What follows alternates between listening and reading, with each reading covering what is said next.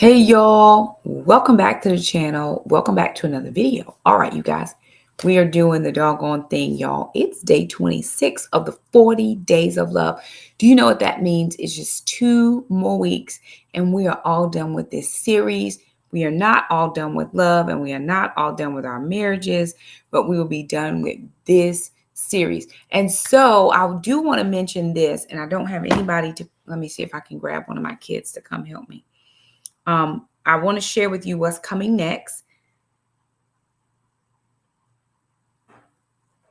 Okay, so we've spent the first 40 days working on marriage for those of us who are those of you who are married, and those who desire marriage. Maybe you're engaged and all of that. And we're focusing on those marriages. We're rekindling. We're learning how to love. We're unloving. We're learning how to undo some bad habits and those types of things, in hopes that our marriages would thrive in these, coming days and in the future. Moving into March, there's a new study that's going to be happening, and that study will be once a week. It's just going to be once a week. Can you look on my shelf and give me that green and white book over there, babe? That study is going to be once a week. So it will take us longer to finish it, but yes. I think so. Yes. But I'm not going to do straight days like I did this time because the chapters are a little bit longer. And so we need time for that. I'll tell you what we're doing. And this is really specifically for those of us who desire marriage, but we are not married. We are currently single. We're not even seeing anybody. We are currently single. This is for the ladies and gents who wonder where your spouse is and who have questioned God. I know I've questioned God. I wish I were better, but I'm not. I've questioned God in the past. Where's my husband? What's taking him so long? Why is he not here?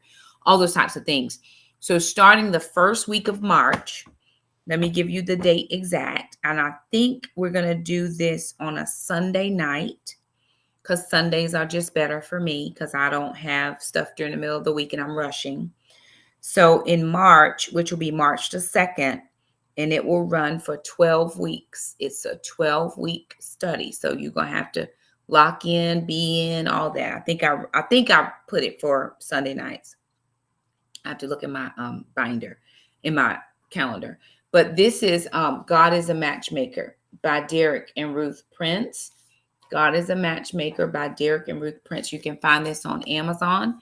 Hey, Miss Ollie, you can find this on Amazon. Y'all let me know where you're chiming in from. So for those of you who are like me, who are not married, we desire marriage. We haven't found it yet. It hasn't found us. But we really do desire it. We're going to start that process. We're going to read that book about letting God do the matching, if that makes any sense. I've read that book twice. I read it on my own, and then I read it as a part of us. I led a study last year, and so I'm going to lead another one this year. I led that one in a closed group situation. And we had a couple women that were faithful, but I'm going to just do it on this platform because maybe a few more people will see it. Oh, hey, now from Houston. Very good. Glad you're here. And that is, I've learned so many things from that book specifically because that was my story. That's my testimony, asking God, like, where's my spouse? And I've learned how to pray some very serious prayers from that book specific. So if you're interested in that, that's going to be in March. That will take us all the way until June. And then in June, for the summer months, when I'm out of work, when I'm off from work, we will be doing my book. Let me see. Oh, girl, she want me to pin the name of the book, child. Let me see if I can find it on Amazon, and then I will try to pin it over there. I'm going to go right over to Amazon very quickly. Because it's possible. It's possible.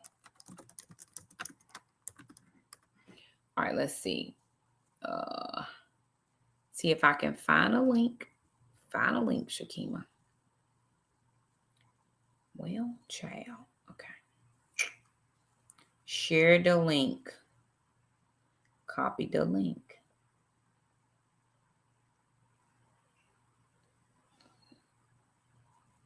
I don't want any of that. I want to copy this link. Okay. We'll see if that let me do it. Girl, because I be trying. Let's see.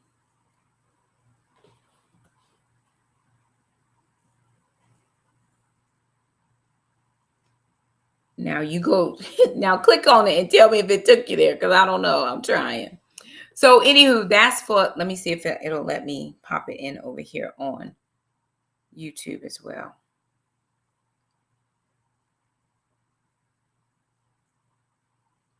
Okay. Okay. All right.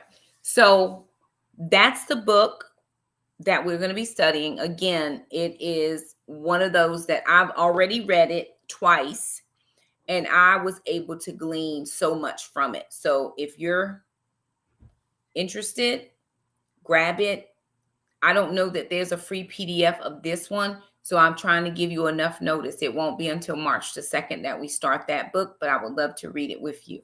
You know, hey, who's to say? I may bring TikTok in on this next book, but they real touchy with some stuff. So I just do the things I know how to do, which is Facebook, YouTube, and Instagram. I'm just learning Instagram, but I do the things I know how to do that don't penalize me when I say something crazy that I didn't know it was crazy. Okay. All right, y'all. So there that is. But tonight, oh Lordy. Okay, that didn't work. Oh shoot. Well darn. Okay. I'll after this is over and I share the live video, I will link it there. I'll link it on the video. I'll pin it to the top because I can do it after the video. I can do it after the live is over. I'm just not all technically gurued in all the things. So it's called God is a Matchmaker by Ruth and Derek Prince. That's the next one. This will start March the 2nd. So I'm not the best at all these links and stuff. I try. Okay. All right. So let's jump in. I do pray and hope that you all are learning and gleaning something. Because he talks about it in today's lesson, which is for tomorrow. You know, he does talk about how really this is this dare while we are doing it, or it's for somebody else, is really for us. I should be growing. I should be learning. I should be expanding.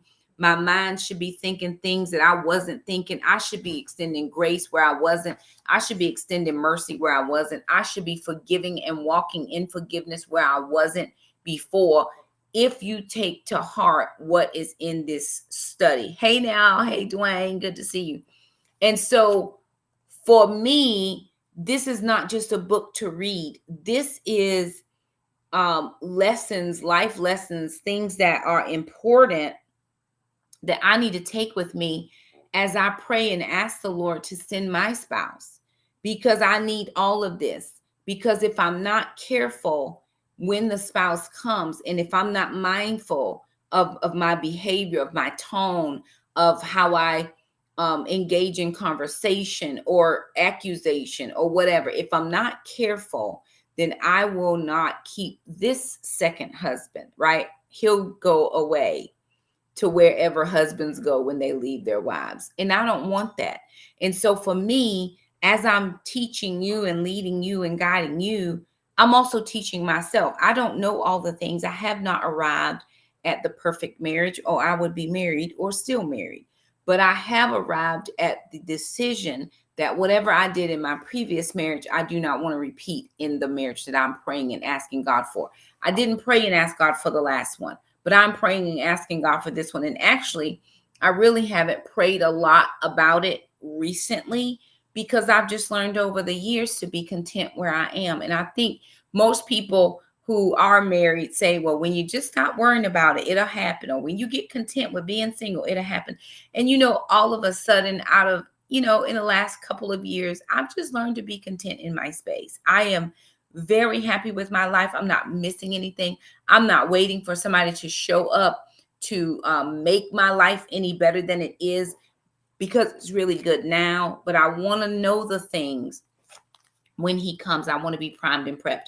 All right. So today was day 26, and you should have, we hope by now, done what you were asked to do and then reflected. So let's jump back to yesterday's to yesterday's teaching, but today's lesson. Take time to pray. You're there for day 26, which is today. Take time to pray through your areas of responsibility and your areas of wrongdoing. Where have you failed? Where you have failed. Ask for God's forgiveness. Then humble yourself enough to admit them to your spouse.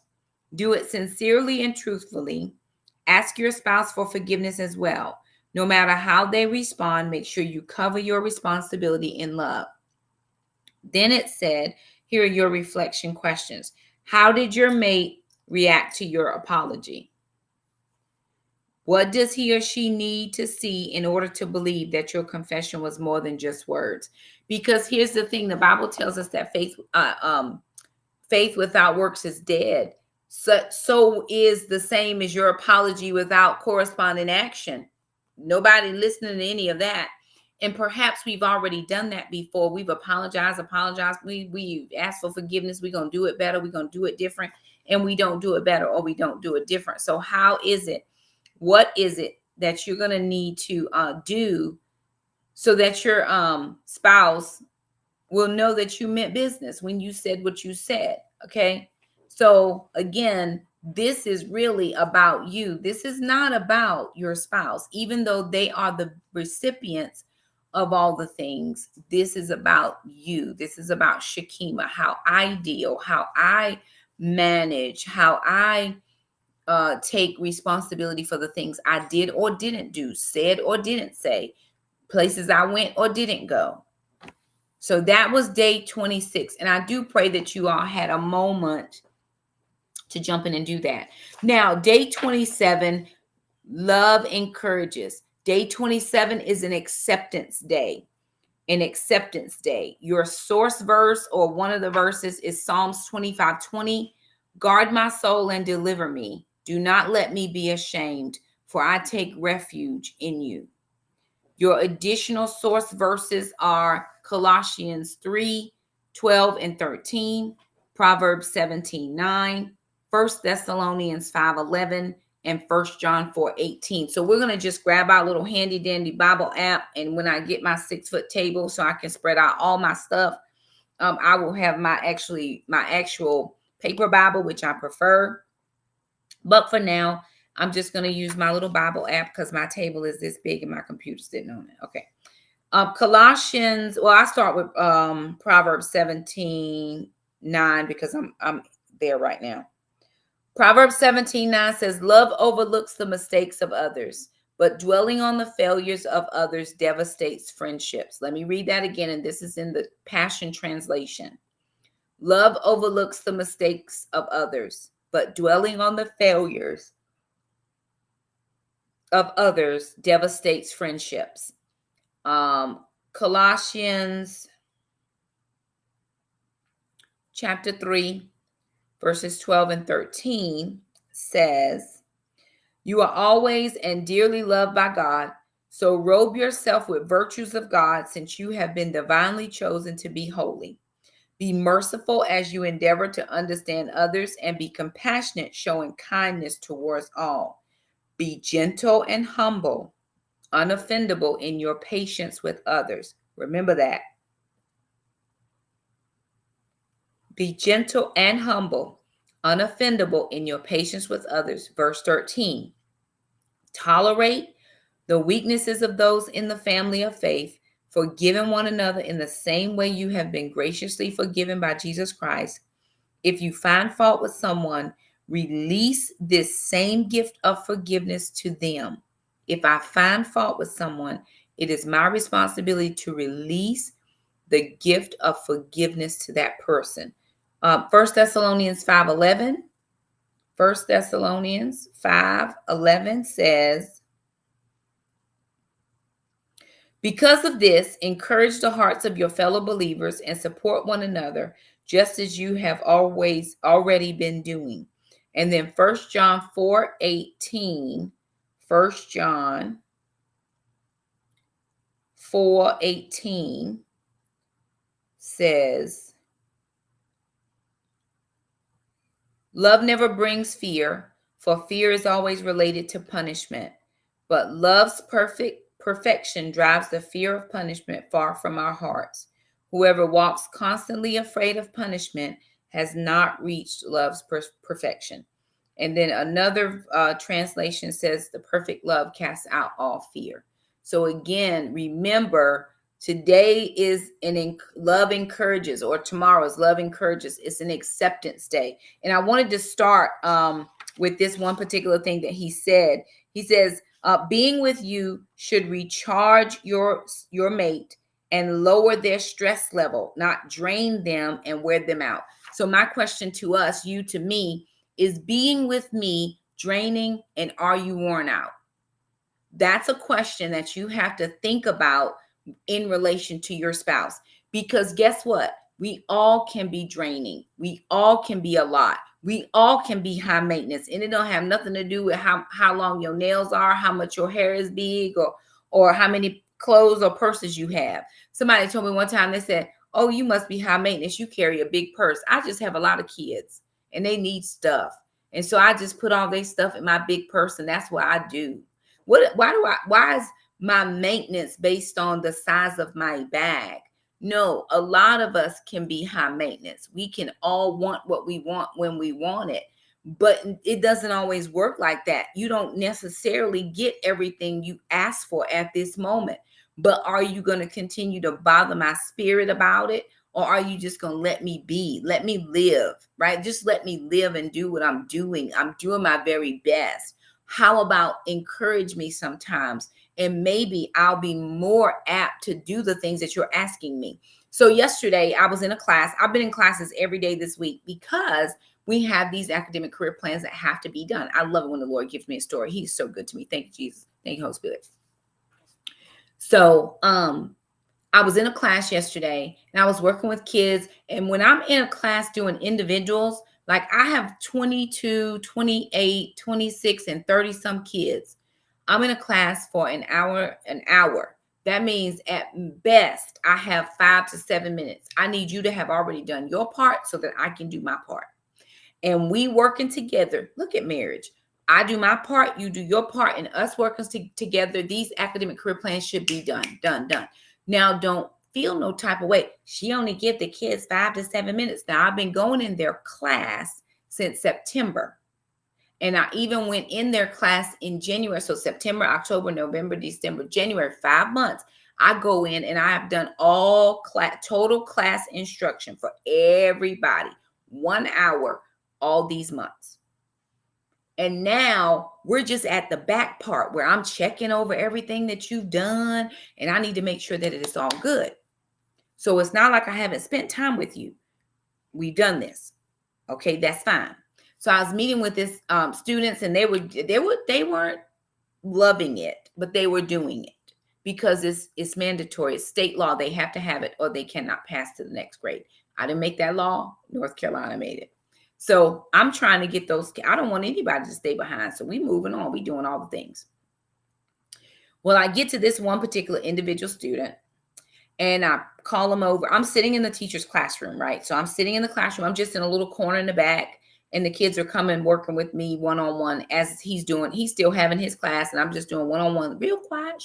Just, hey, so let's look at your plan. Pull up your paper or whatever. Okay. So this one student, this is the student the whole time. And I'm thinking, Jesus, now listen, I don't have a lot of time. I'm already trying to get all these kids done. And he's high on the list. That means there's a lot of kids after him. So I've got to manage this student to get done so that I can move him off my list and get the rest of my students. And he just would not respond. I said, okay, lovely. What would you like? What's your future plan after school, college, whatever it is you plan to do? What are you going to do for your life? How are you going to make money to support yourself and a potential family? You know, what is it? And the reason I ask that question is because I'm trying to hear what are their likes, what are their dislikes. So now I can say, well, this is what we have. This is a class you might enjoy. It's again about the active listening, right? So I'm listening to hear, and he's not giving me anything. Like it's just nothing. He just hand in hand, head in hand. He don't want to deal with me. I'm like, well, after about 15, 20 minutes that I don't have, I said, well, listen, honey, let me just tell you the truth as it pertains to you at this current moment. I said, the state of North Carolina requires you to have 28 credits. As it stands now, you have about 16. Those are core courses, which I gave you because everybody's taking science, social studies, math, language arts, all that. Everybody's taking those. So I gave you those. The next 12, you have to pick, because if you don't pick, then you're going to get whatever's left over. And we don't want that for you, because you're going to end up being a behavior issue if that's the case. So we want you to have some voice. You have some say in the things you want to take, because you'll enjoy school more. He would not relent, would not do a thing, would not. I said, well, very good. I'm going to call the next person. You can go back to your desk. I said, but I am going to call your mama, your parents. I said, I'm going to call your parents and let them know.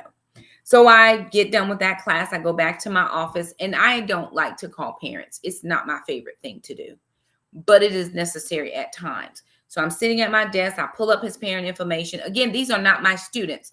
These are another teacher's students. I push into their classes to do what I need to do for my job. So I get on the phone with mom, and I'm explaining to her, and I said, hey, hello, this is Miss Wilson calling from the school, just letting you know that we've been working on academic career plans, and the students have to have this in order for them to be able to go over to the high school. And I had your son today in class. He wasn't a behavior problem. He wasn't anything like that, but he just did not want to participate with me in the picking of his classes. So I'm calling to see if you can help me. Now, again, how I approach the conversation is going to determine what happens. And so we just chit-chatted for a little bit, and she was asking questions, and I was answering them as best as I could. And I was giving her some information about some alternative programs. Maybe he don't want to do traditional high school. We have an alternative right here, and we have another alternative here. Maybe that's something that you might want to look up, and here's a person you need to call. So I'm giving her all of this good feedback that she needs for this phone call. And I say, well, thank you so much. I appreciate your time. I mean, I am sugar and dripping honey, all the things, because I do need her help. She's with her child all the time. I'm not. I'm in that classroom once a month for an hour, and I'm doing my very best. So we get off the phone. I go back and do my other classes. Life is good. I come home. I go back the next day because I got to go right back into that class because I didn't get through everybody. I'm still going through my list. And so I go into my first class, and I believe that this student, I go into first class. I didn't talk to him because I was doing other kids. So I went back. I think I was in second period or third period. And this kid who was already pulled out in the hallway for another teacher today doesn't pay me any mind. But then as I'm leaving to go back to my office, he says, Miss Wilson, I just want to let you know I got my stuff done. I got it all done. And I said, okay, lovely, very good. Come by my office this afternoon and we'll go through it and I'll check it to make sure that it's right. He comes by my office and it's not right. So I said to him, okay, let's go through it. Let's walk through it step by step. Look at this. If you do this, then you need to do this. And he didn't get it right again. And we worked on it again. I said, okay, now listen to me. Focus. We need this and we need this. That's how it's going to work out for you if you're going over to the high school.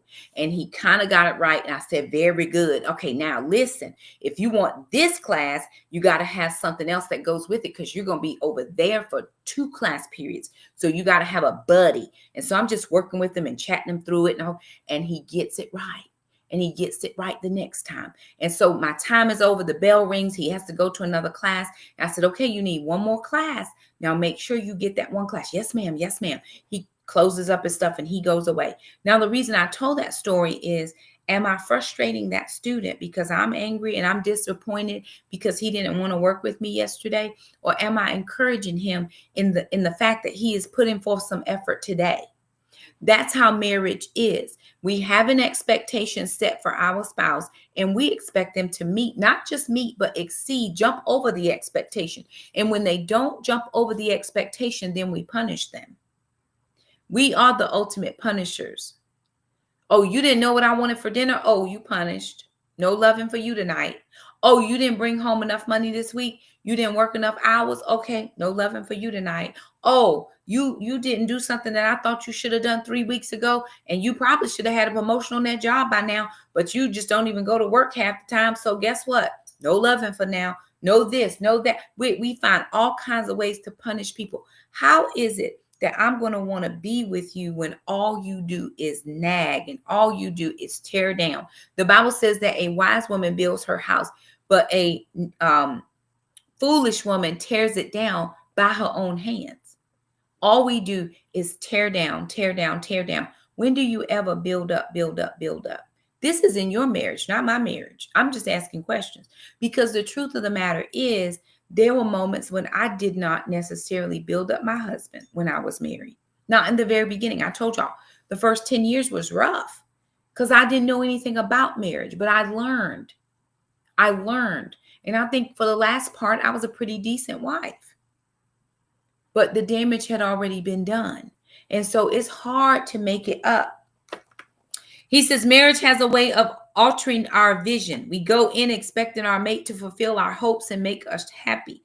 But this is an impossible order to fill. So our unrealistic expectations breed disappointment. The higher your expectation, the more likely your spouse will fail and cause you frustration. If you're frustrated, there's a reason why. Is it because your spouse has failed you in some type of way? They didn't deliver, they didn't come through, they didn't do what you thought they should have done or what you asked them to do. They just let you down. Well, the reality of life is we're all human, and at some point we all let each other down. None of us are walking around here perfect. We do our level best, or we hope we do. But none of us can say 100% for sure that I'm never going to disappoint you. I think, and I've said this before in different days of the study, no person can make you complete. No person can make you whole. I'm just waiting for my other half. No, you better be whole by the time I get there, because if you're not, you're going to be one half of a person trying to be with a whole person, and we're going to frustrate each other, period, because I don't need you to complete me. I'm already complete. I love the fact that you compliment me. I love the fact that we fit together, but I can't be everything you need. Jesus is the all-breasted one. He is the one who can supply all of your needs according to his riches and glory. I'm just trying to live on this one paycheck till I get to the next one. Do you understand what I'm saying? It puts so much pressure on another person to fulfill your every need. When God says, thou shalt have no other gods before me, we put people on a pedestal in the place of honor that should only belong to the Lord.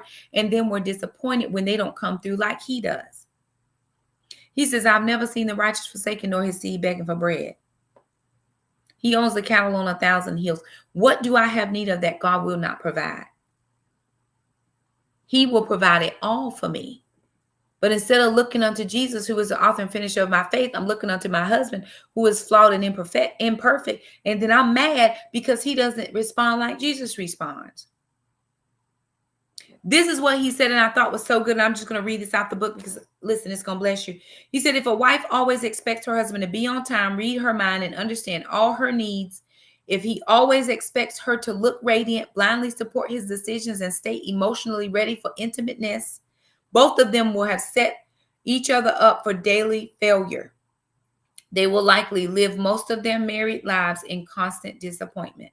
But if they are realistic enough to understand that their spouse is human, occasionally forgetful, and sometimes weak and thoughtless, because we can be, they'll be more delighted when their mate is responsible, loving, and kind.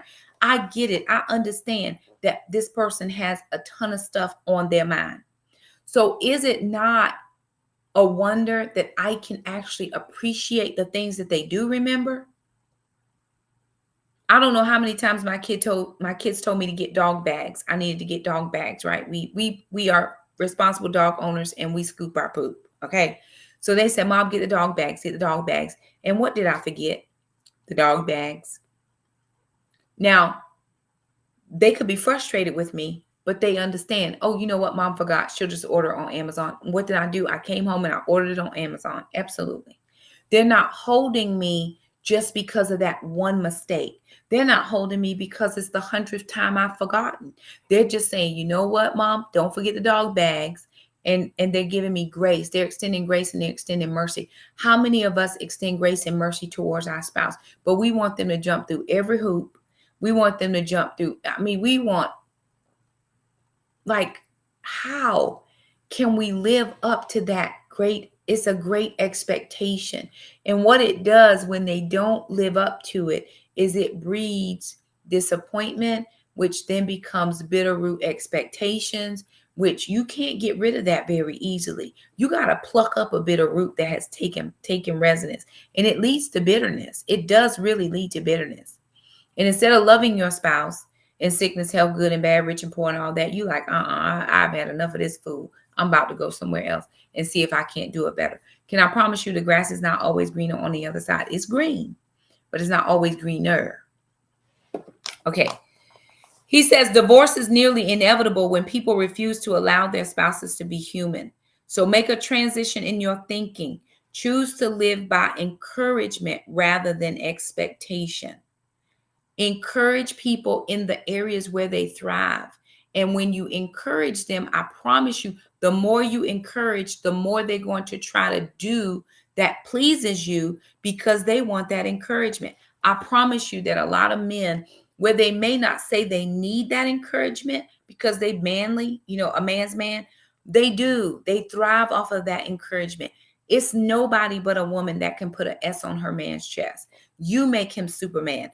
Clark Kent was always Clark Kent until Lois Lane needed to be rescued. And then he went into the booth, took off his shirt and his glasses, did the thing. He became Superman and he went to save the day. And she always said to him, thank you so much for coming to get me. I thought they had me. I thought it was over. Oh my goodness, I'm so glad you showed up. When do we say those things to our spouse?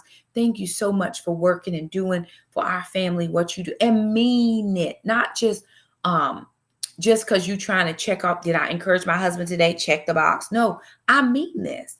I'm so thankful that you allow us to have this lifestyle. I'm so thankful that you work the extra hours so that I can stay home, or you work a job and a half so I can work part-time but also raise my kids. Whatever he's doing well, thank you so, so much for cutting that grass and keeping our yard looking so great. Well, he's supposed to keep the yard great. Yes, he is, but he'll do it even better when we encourage.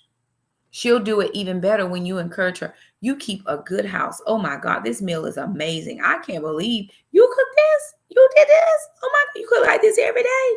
You know what I'm saying? Like, encourage them. And it's going to cause us to want to do more for the person that's encouraging us. Okay, he says, the way your spouse has been for the last 10 years is probably what he or she will be like in the future, apart from your loving encouragement and intervention from God. That's why love puts the focus on personal responsibility and improving ourselves rather than demanding more from others. Here's what I have noticed, right? Depending on what level you are, if I'm here, odds are I'm not going to be interested in anybody that is down here. Now, I'm not saying I'm better than them. I'm just saying I'm not at that level anymore because I've risen to this level. Now, this person has a choice: stay there or rise to my level. If I'm constantly encouraging my spouse and they constantly see me improving myself, not telling them that they need improvement, but I'm constantly improving my means of communication. I'm constantly improving how I check in. I'm constantly improving how I come to the argument with my boundaries in place, and I'm not flying off the handle and doing all the things I used to do because I want to actually grow in my relationship with the Lord and with my spouse and in myself. They're either going to come up to where I am because you're encouraging them, they are going to want to be better. They are going to want to do better. Remember when I told y'all yesterday that my ex-husband said something that hurt my feelings? He said, "You're not the right type of wife that I need." He said it out of his mouth. He would tell you that. He probably may not remember it, but I remember it because it marked me. But he was right. I am an encourager by nature. I know I sound crazy when I'm on here being real passionate about stuff, but I want your marriages to work. But I'm an encourager by nature. I want you to do well. That's what I told that mom yesterday. I want your son to do well. I want him to have the choices he wants so that he can do well in school. Because when we tell them what to do, they don't want that class. They're like, "Oh, no, I don't." And then they become behavior. I don't want that. I want your son to do well. And I believe that you can help me. I need your help. I'm encouraging you to sit down with him. I'm going to give you resources, all the things that you need. And that child came back in this morning and said, "Miss Wilson, I got my stuff." And didn't have it right, but he had it. He tried. And then sat with me and allowed me to help walk him through it. And his plan is very good. Does that make sense? He also brought up the verse that I talked about yesterday in Matthew 7:4-5. Jesus painted a picture of when he said, "How can you see your brother? How can when you say to your brother, 'Let me take that speck out of your eye,' behold the log that's in your eye? You hypocrite. First take the log out of your own eye, and then you will see clearly to take the speck out of your brother's eye." Does your spouse feel like they're living with a speck inspector? Like you got a microscope or magnifying glass, and everything they do, you're just waiting for them to fail? Are they routinely on edge, fearful of not living up to your expectations? Would they say they spend most days sensing more of your disapproval than your acceptance? Can you imagine women like me, and I'm saying women like me, who desire marriage and we don't have a man, ain't nobody on the horizon, ain't nobody in our DMs, honey. They ain't slid unless they 70. God knows, I promise you, the men who slide in my DM gotta be 70 if they a day. Oh my God. Please go somewhere and do something else with somebody and leave me alone. But honey, we don't have anybody on the horizon. And the Lord blesses you with this wonderful man. Perfect? No, I didn't say perfect, but wonderful. Treats you nice. We bend over backwards trying to do all the things that people want in the very beginning. He still does a lot of that right now. And we never say thank you. We never encourage him. We never appreciate the effort that he's making. After a certain amount of time with no effort and no appreciation, he's going to go find somebody that appreciates him. The issue that my ex-husband had with me was, I'm going to encourage you. I'm going to encourage you to be your best self. He didn't want to be his best self. He just wanted to be who he was right then. Well, that doesn't fit with where I am going and where God wants me to be. That doesn't fit with my personality. There's always more. There's always something to aspire to and grow to, just in my own personal development. It doesn't mean I want more stuff. I got more stuff than anybody. I know I need to get rid of some stuff, but I'm talking about in my personal development. I always want to get better. Y'all, I went to the grocery store today and I am checked every single bag. Listen to me. Every single bag. I'm checking for how much is this macros? Where are these macros? Let me see how many carbs. Why? Because I'm trying to be better in my health journey. I'm trying to be better in my weight goals. I'm not even trying to be better in my health. I'm trying to be better in my weight. That's just the truth. And so I'm always going to try to get better. Your mate has a better chance of wanting to get better with you when we encourage them. And I want that for me. But what I don't want is somebody cast off. I don't want your throwaway. I want us all to encourage and build up, because when you encourage and build up that man, I promise you, that woman, I promise you, they're going to link arms with you and keep it moving. There's a guy on TikTok. I don't know what his name is. I swear I don't. And if I say it now, I'm probably going to get it wrong, but he's an older, white gentleman. He's in an interracial relationship with this black lady. And you can tell he's been around the block. He's got tattoos on his face and all this stuff. He sounds like he is not white, but he's got the slang, the dialect and all that. And he talks about, I just happened to catch a reel yesterday and I think one today when I was just scrolling through, of how this woman stood behind him.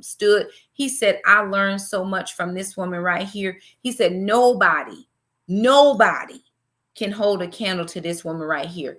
She was with me all them growing up years, and she knew all my stuff, and she was just encouraging me to be my best. He's like, I'm better because of this woman. Right? Don't we want somebody to say that about us? Or don't we want to be the person that has made our spouse better? Not made them, but we've encouraged them to go and seek the degree. Go ahead for your health goals. Go ahead and get that business started. Go ahead and place that order that we don't think we can really afford, but we're going to go for it because we know God has given us a plan. See, you got to have somebody in your corner that is rooting for you so that you can be your best, do your best, live your best, and all of that. And some of us just don't know how to do it. We spend time tearing down. We just tearing you down. We tearing you down. The last time you went out and spent money, you didn't make no money back on it. Oh, I'm going to make a return. You didn't make no money. You lost money. That's because your strategy was wrong and you're a loser. And that last man I was with was better than you. See, you have just totally, if he wasn't crushed before by the fact that maybe he didn't turn a profit and he already knew he was raggedy, you have put the nail in the coffin, honey. He don't need to try nothing else. That is telling him don't try nothing else, because nothing I do is going to make her happy. Well, here's the point. You can't make anybody else happy. That's why you have to find your happiness in the Lord. That's why you have to, I don't even know if he gives happiness. We find our purpose in who he is, and we do that purpose in the earth. And that to me brings satisfaction and happiness into my life. I don't know that he died so that I could be happy. I know he died so that I could live. And so I am living the best life I've ever had. And what I do know is that it's more than this. It's better than this on the other side of where I am now. And so if you're not going to encourage me, or you're not going to allow me to encourage you, then you got to keep it moving, because that's my personality. Because when I call for help, I want you to go in the phone booth, take your glasses off, rip your shirt off, and come get me. I'm looking for my Superman. Yes, I am. But I'm building him every rescue at a time. Thank you so much. I didn't know what I was going to do, and you came to save the day. Right? Okay. I'm going to move on. Oh, I've been talking too long. Help me, Holy Ghost. Let me see.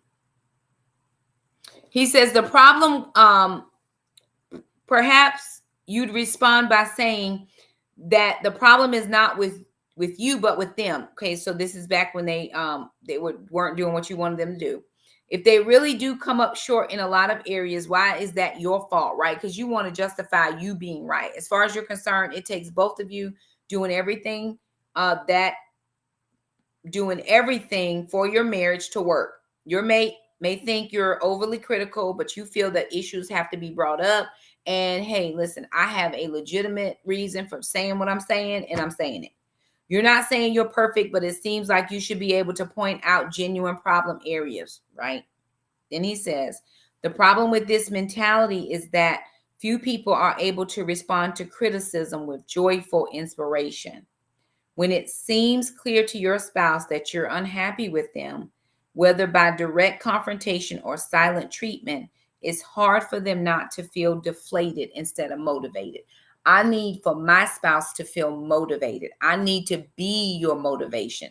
I need for you to understand. It goes back to that one This Is Us little clip that I saw where Sterling K. Brown was getting ready to go to this job. He was all nervous, and his wife came over and she grabbed him up in his collar and she began to give him that pep talk. You are this, you have this, they need you, and you're going to be the best they ever had. And she just pep talked him all the way. Then she straightened his collar back out and sent him on to get the job. That's what we do, whether that's on the male side or the wife side. That's what we do for our spouses. It's important for us to do that. He says, when hopes are daily dashed with cold reality, your natural reaction is to communicate ongoing frustration.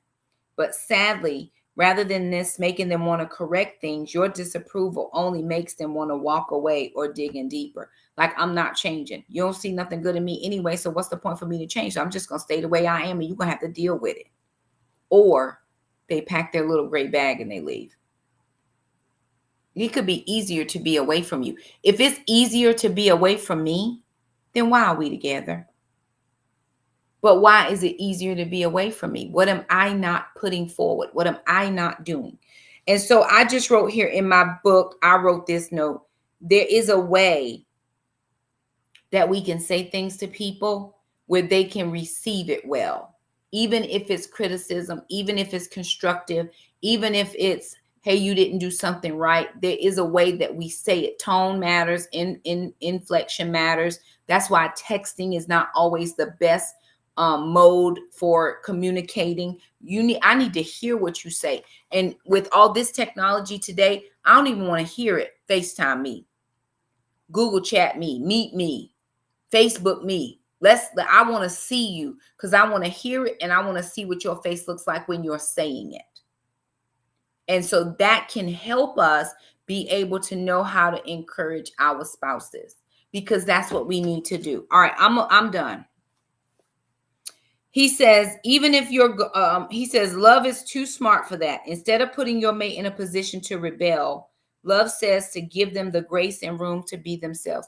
Have you ever just been able to be you with your spouse? The best marriages are when the two people are just themselves, and we are who we are all the time. Every single time, every place we go with whatever person we're with, I'm just me all the time, and this is what you get.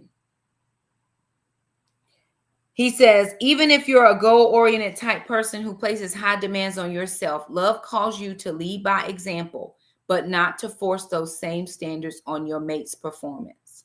That doesn't mean that we just let them do nothing. It means that we encourage them where they are, and we pray that they will grow to their next level through our encouragement, from our encouragement. All right, here's one verse. This is 1 Thessalonians 5:11 and then verse 14. Encourage one another and build up one another. Encourage the faint-hearted. Encourage the faint-hearted. Help the weak. Be patient with everyone. And Isaiah 35:3 says, encourage the exhausted and strengthen the feeble. It is not easy being with you. Remember that. It's not easy being with you. We have our good days, but we do have days when we are just exhaustive. We have pulled everything out of our mate and there's nothing else left to give.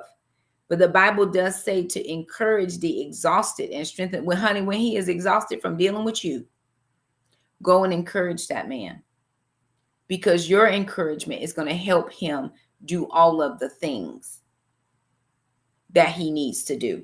All right, I'm going to move on. Your dare for tomorrow is eliminate the poison of unrealistic expectations in your home. Think of one or two areas where your spouse has told you that you're expecting too much, and tell them you're sorry for being so hard on them about it. Praise them for something positive and assure them of your unconditional love. Hebrews 10:24, let us consider how to stimulate one another to love and good deeds. Another translation says, spur each other on. That's one of my favorite verses, Hebrews 10:24. We are to spur each other on. Mike, who is doing this book, says, use this book, read it, and keep reading it. It feels so good to give love again. So there are actual testimonials from people who have done the challenge before, who have found their marriages in different places and really wanted to get their marriage on a better foot. And they found this resource. They dug in. They began to practice what they had been reading, to apply what they had been reading. And they find themselves and their marriage out of that place that was taking them to divorce court.